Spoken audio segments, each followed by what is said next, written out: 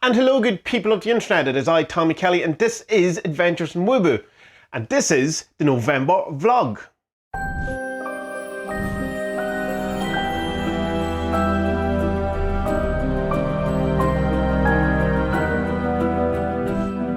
November vlog is quite a mouthful to say, and it took me a while to get it kind of right. And even that last take, I'm not so sure I got it, but I can't spend all day on the intro.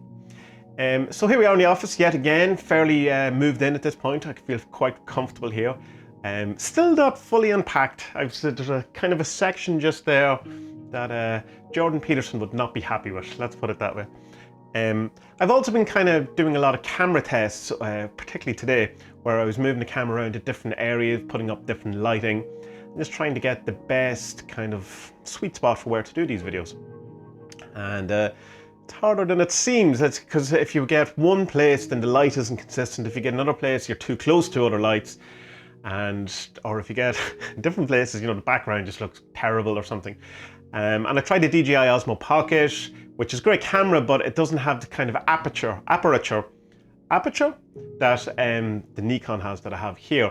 And so to get that kind of blurry filmic background, you're not going to get that, but you'd probably get overall a bit better quality with lighting and stuff. Anyway, people don't come here to hear about my camera woes.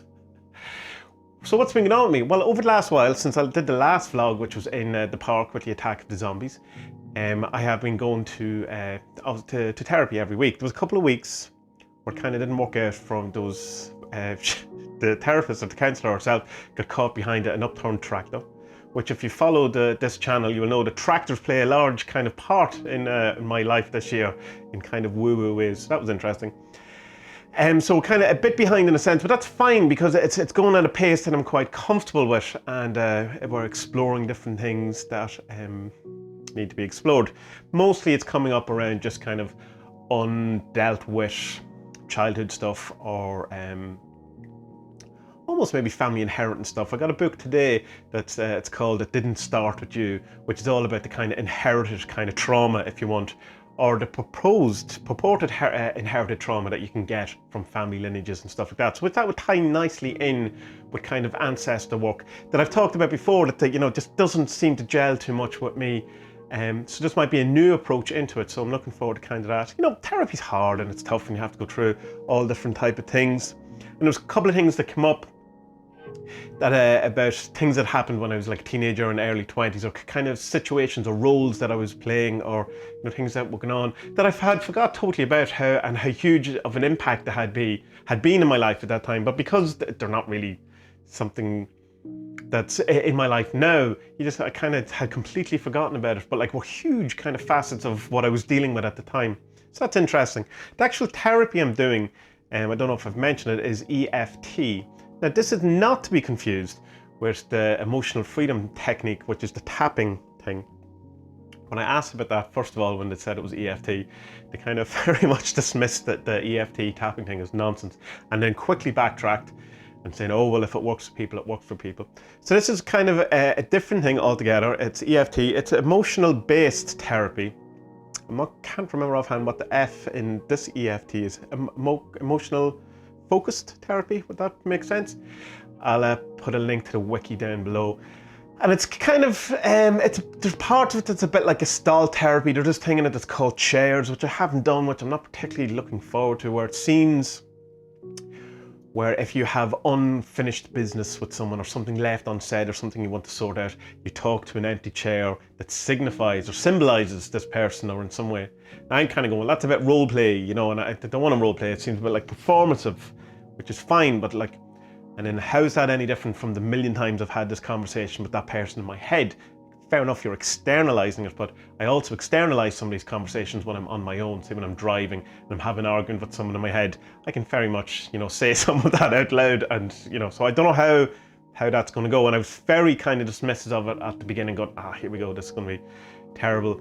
And now, as I've warmed to the therapist and we'll kind of get the more rapport and I suppose a bit more trust in the process, I don't feel as apprehensive about that. So it'll be interesting to see how that actually does come out for me. So all in all, I've been doing well in a sense with therapy. Most of it so far is just about getting the rapport with the therapist and explaining where I'm coming from, rather than having any big kind of revelations about myself. It's more she's finding out about me and the different things. But that said, still having that echoing back and stuff, you can kind of see, I don't know, it's just stuff that you feel is normal, or you have in a sense normalized, or that you've led other people to, not take responsibility for, or you haven't taken responsibility for yourself, and all these things. Kind of when you see it echoed back to yourself, you can see it from a different point of view, where you go, oh, that's not normal, right? Okay, that is a bit strange. That's something that I need to look a bit more into, or whatever. And coupling all that with still doing kind of binding work from Alan Chapman's Mergia kind of teachings. I'm not doing the full kind of binding thing, which is mostly to my own discredit, let's say, or I don't fully understand it, and there's parts of me that still don't fully believe it, even though the one full binding that Alan walked me through, I was skeptical right up to the very point where the breakthrough happened. Then I went, oh, but of course. But even having that kind of background, there's still some part of me, it's obviously resistant, all that kind of thing, but there's an awful lot in it that's still workable without. The problem I have with it, with the Mergia, the binding thing, is that the role you have is the opposite of what you think it is. You're playing a different role, and you're playing a passive active role of the same thing. So it can kind of feel like if you're in a situation that you're trying to deal with or bind, and that person you feel is attacking you, the binding process of Mergia is to kind of see that you're both playing the same role, only an active and passive version of that, and in fact what you're doing, what you think they're doing to you, is probably what you're doing. I'm not sure how it works in that situation, because of course if you're being attacked, there is no way you really are attacking that person, but maybe it's more in a symbolic sense, or if it's a transmission scene, meaning that if it's the first time it's happened and you've received the role in a transmission sense, then you then from that moment start doing it to yourself or to other people or whatever, so you still have that role. So it's, I don't know. Part of me doesn't like this, because it's that whole notion of, and I've recently had a kind of discussion about it that I kind of had to, in a sense, walk away from in a social group I'm in, just because I don't like it. And I'm not sure if I don't like it because I don't like it, or I don't like it because I think it's actually untrue. And it's this whole idea of that what you hate in another person is what you secretly or unbeknownst hate about yourself. This comes from Carl Jung, and it's not exactly what he said. It's not that, that pop psychology thing, just checking the time, we're good. That pop psychology thing of where if you see someone and go, oh, that man is so egotistical, that it's really the ego in yourself that you're kind of annoyed. Carl Jung's quote, I'm going to have to paraphrase this because I don't know it, is that it's the idea is that the hatred or the thing that you hate about the other person, it's not that it's directly reflected or the opposite in the way your shadow is. It's that he says you will learn an awful lot about yourself by looking at the hatred you find about other people, which that I think is a much more wider, malleable kind of working practice than if you hate something about someone else, it's really that part of you that you hate about yourself. Because that can't be true in all accounts. Because there is things that most people despise. Say it's something that's, in the news so much now, like say pedophilia, where you can despise the acts, all of the people or people who've, done these actions, terrible things, all of these things, without secretly feeling that you hate the pedophile within yourself. So I don't think in all instances it's a case of that what you hate is the thing that you hate about yourself. I think you certainly can learn about it, and it's funny why some people would have a stronger reaction towards stuff that other people want. So it's not just that it's a universal kind of thing. Whereas while we all kind of have a kind of distaste, say, or for paedophiles, some people get really annoyed about it, and that obviously it can be from their past or the experiences they've had. But say they've had no experiences in that, it can still seem to bother them a bit more than other people. It becomes a bit more of, not necessarily an obsession, but a bit more of a burden to their mind. So that you can learn about yourself through it. But the whole notion of it being that you're a secret paedophile or whatever, that kind of pop psychology thing that we have kind of taken out of this wonderful kind of quote by Carl Jung, and change it into something that, no, I'm rubber, you're glue type of thing. You're the one who, all that kind of just returning it back on the person, and only the person being yourself in this case. So I'm not sure about that, whether that's one of my issues with the binding. Of course, Carl Jung would always say that you know, your shadow, the thing that is the opposite, and it is a lot to do with opposites, and it's all to do with opposites, and that the shadow is the kind of, like a murderer's shadow can be quite positive. So it's not that it's always a bad thing, it's the opposite thing to what you have. So if you have like, you know, some really negative, bad kind of outward personality traits that, you know, you manifest and you work through, your kind of shadow will be, you know, this fluffy kind of nice guy, or this, you know, this kind of, but a genuine, like not kind of the creepy nice guy thing, but the, you know, you'll have some good qualities as your shadow. So it's an opposite rather than just a bad kind of evil Spock, you know, beard version of yourself. So even in the whole thing of the opposites and the thing, it's not exactly the thing that you hate in another person, it's the thing that you hate in yourself. Now, and a lot of times, I'll just end on this bit with that, is that it is the thing in the other person that you hate about yourself, or it's like the envy or jealousy thing of that the thing that the other person has, you lack in yourself, and that can be annoying, and so that you can find that distasteful when you see it in other things. It's a thing some depressed people do, or some abused people do, is that when they see other people happy, they can't enjoy it. You know, it annoys them, it angers them because of this kind of disconnect or the switch they have in their head. And so you have that, all of that kind of thing going on, or whatever. So a lot going on in my mind in those kind of ways between binding, you know, trying to do the therapy, trying to work out things. What I've been doing, back to what my point was, that I'm not doing the full binding thing, but what I'm doing is this brilliant thing, which is just describe. This is kind of the main process, or the main kind of advice given when you're doing a binding in Mergia. Just describe. Don't infer, don't read into it, don't assume, don't talk about things that aren't there. Just describe the thing that's happening, or the thought that you're having, or the dream you're describing, or whatever it is. Not, well, I think that this means, or because he probably was saying that behind my back, she was doing this. It's just, what is the incident? What is the thing? What is the feeling? And just describe it. And it's amazing just how much bullshit you add to all of this stuff. Not bullshit, it's not bullshit. All this extra content that you add to your dramas or your memories and these type of things, and all these inferences and, I don't know, these kind of weird tacked on beliefs you have about what, you know, what other things that surround it and stuff like that. So the whole idea of just describe is really, really good for me, and I'm really enjoying it, and it's really getting to the core of an awful lot of things, even though I'm not doing the full kind of binding process.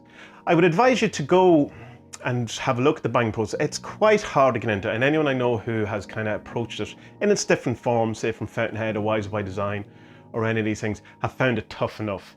And Alan does obviously offer, you know, one-on-one classes if that's something you want to go through. But there is a Discord, a Mergia Discord, and you know, people will talk about these things if you want to try and go through them yourself. But it's probably not something you're just going to get from just reading the website and stuff like that. Maybe maybe it's similar to something you've done before, and some people might find it, you know, easy to adapt to, whatever. I certainly didn't, and I still don't fully understand it, which is not to discount it in any kind of ways. So that's kind of all that's going on with me at the minute. Office, still my new toy. Therapy, working through the different things. Next year, I've said this before, that I kind of have a theme for what the year ahead is going to be and stuff. And one year I was going to try to be more new age than I was magic-y. That's success in some ways. It's a nice little theme, but you don't have to hold yourself to the whole thing for the entire year. You know, you don't have to have strict kind of rigid rules. So the theme of next year, I've decided, is art. So kind of bump up that whole chaos, magic and art, which is the tagline of Adventures in Woo-Woo. That has been lacking. Now that I have the opportunity to do it and the wherewithal to do it and the kind of the space to do it again. So I'm looking forward into that.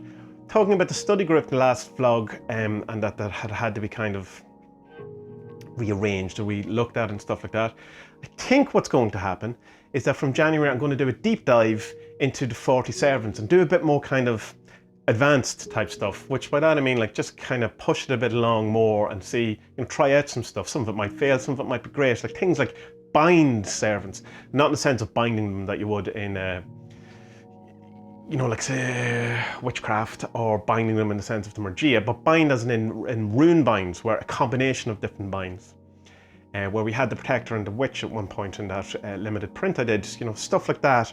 And maybe test out different type of things, different relationships, work on triads and duos and stuff like that. I have a number of ideas in my head about this kind of stuff that I think is worth exploring and pushing the boat out in some ways and kind of loosening the grip and being so, I suppose,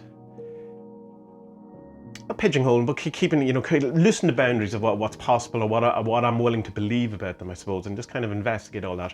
So I put that out to the patrons if that's something they'd want to do, and they would be happy for that to, you know, take over from the study group.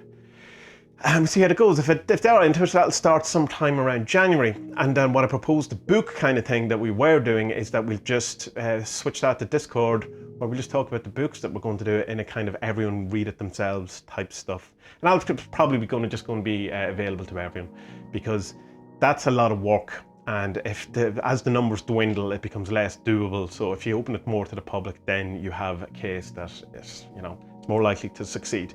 Anyway, looking at the time, as I see on my monitor, I've babbled on for long enough. So that is the November vlog, and I managed to say it a bit better. It's probably because I haven't talked much today. So when I went to make the video, it was the first time I talked in hours. So, good people of the internet, the next video is going to be another 40 servants, 1 card divination readings for patrons. So if you want to get in on that, you'll have to be on Patreon. Links in the show description.